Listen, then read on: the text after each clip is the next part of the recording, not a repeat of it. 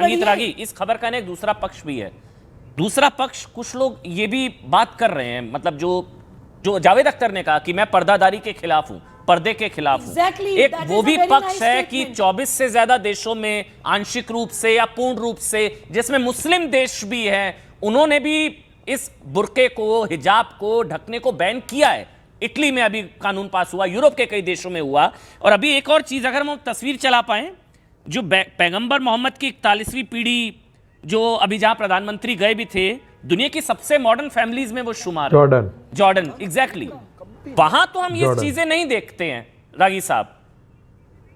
तो यहां भारत में ये चीजें, एक पक्ष है कि ज्यादा भी है। ये वो आ भी गई तस्वीर, ये तस्वीर पैगंबर मोहम्मद की 41वीं पीढ़ी, देखिए काफी मॉडर्न माने जाते हैं। जी बताइए। बिल्कुल आपने सही कहा, बिल्कुल आपने सही कहा। जॉर्डन जो है वो बहुत एक मॉडर्न देश जैसा आपको दिखाया गया, और हम तो वहाँ पर उतरे नहीं हैं, लेकिन उसके एयरपोर्ट पर ज़रूर उतरे हैं।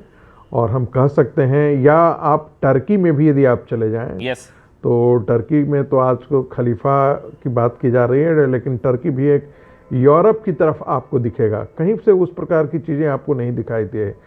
भारत के मुसलमानों को मध्ययुगीन मानसिकता से बाहर निकालने की बहुत आवश्यकता है। और दूसरी बात, ये बात भी बिल्कुल सही है कि ऐसा क्या होता है कि एक घूंघट पर हिंदू समाज प्रतिक्रिया नहीं करता है।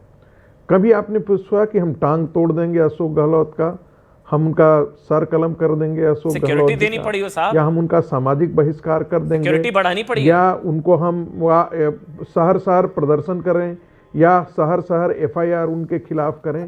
देखिए, ये जो कुछ भी हो रहा है, ये कहां से प्रतिक्रिया एक समाज के अंदर ही क्यों हमेशा उभरती है। मैं बार बार कहता हूं, चाहे वो गाजा का लेकर के मामला हो, चाहे वो प्रोफेट मोहम्मद साहब को लेकर के मामला हो, चाहे वो कार्टून बनाने को लेकर के मामला हो, चाहे वो दुनिया के किसी भी देश में हो, भारत के मुसलमानों में इतनी आक्रामकता कहां से आ जाती है, सवाल यहां पर आकर के टिकता है। और दूसरी बात, ये बात भी बिल्कुल सही है, हर जगह पब्लिक डोमेन में बुर्का आप लेकर के जाते हैं और फिर कहते हैं कि हमारे साथ डिस्क्रिमिनेशन नहीं हो। डिस्क्रिमिनेशन तो होगा, मुझे नहीं ये जानना है, क्योंकि आप अपनी आइडेंटिटी को मुस्लिम के रूप में प्रस्तुत, दूसरा अपनी आइडेंटिटी हिंदू के रूप में रखेगा। मुझे जानना है, हिजाब या बुर्के को लेकर इतनी कट्टरता क्यों है, इसीलिए फ्रांस के अंदर किससे खतरा, किससे नीतीश कुमार को अब उनकी मतलब सुरक्षा बढ़ानी पड़ गई है, ये बताया जा रहा है।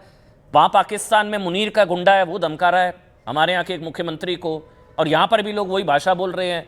एक नेता बोल रहा है वो तुम्हारे हाथ पैर तोड़ दूंगा। ये कट्टरता इतनी किससे है, कौन, खतरा क्यों है नीतीश कुमार को साहब?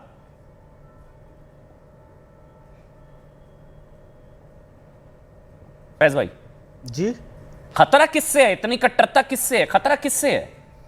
खतरा हिजाब से, ठीक है, हिजाब चॉइस का मामला है, इतना ज्यादा ये कि आप 3-3 कत्ल कर देंगे बुर्के की वजह से, यहाँ मारने की धमकियां दी जाएंगी। मैं थोड़ा इसमें पॉलिटिकल एंगल इसका आप समझ जाइए। गल्फ खुल रहा है, जॉर्डन के आपने युवराज को देख लिया, मैं अभी UAE होके आया, दुबई होके आया, सऊदी अरब होके आया, एयरपोर्ट में एक ही लाइन है, महिला पुरुष की लाइन अलग अलग नहीं है। वो इतना खुल रहे हैं, बहुत मॉडर्न है, बहुत प्रोग्रेसिव है। हाँ, बहुत प्रोग्रेसिव है। हमारे यहाँ, सॉरी टू से, पर ये सच है, कांग्रेस, समाजवादी पार्टी, ममता बनर्जी, लालू की पार्टी, इन लोगों ने वोट बैंक के लिए मुसलमानों में इतनी कट्टरता भर दी है, इतनी कट्टरता भर दी है, उनको हर चीज इस्लाम के खिलाफ सिद्ध कर दी।